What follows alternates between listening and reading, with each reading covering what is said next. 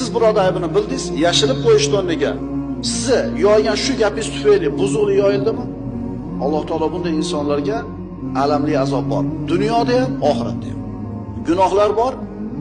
Alloh taolo faqat oxiratga olib qo'yadi uni jazosini. Gunohlar bor, dunyoda berib qo'yadi. Yana gunohlar bor, dunyoda ham beriladi, oxiratda ham beriladi. Dunyoda ham, oxiratda ham beriladigan gunohlar ota-onaga oq bo'lish, odamlarga zulm qilish, odamlarning haqqini yeyish, tuhmat bo'xton qilish. Endi ana shu dunyoni o'zida oladigan va oxiratda ham jazosi bor bo'lgan gunohlardan bittasi musulmonlarning orasida fahshni yoyilishligini xohlashlik. Musulmonlar orasida fahshni yoyilishiga hayotimizdan yoshlar nimani misol qilsak bo'ladi? Ijtimoiy tarmoqni, prikollar, birovda qoqilib ketgani, birovda yiqilib tushgani, birov qandaydir bir xato yo'l qo'yib qo'ygani, birovda aybini xullas. Shuning uchun bir-birlarga jo'natayotgan narsani qaranglar. Bu xayriyatda yoyishlikka kiradimi yoki fahsh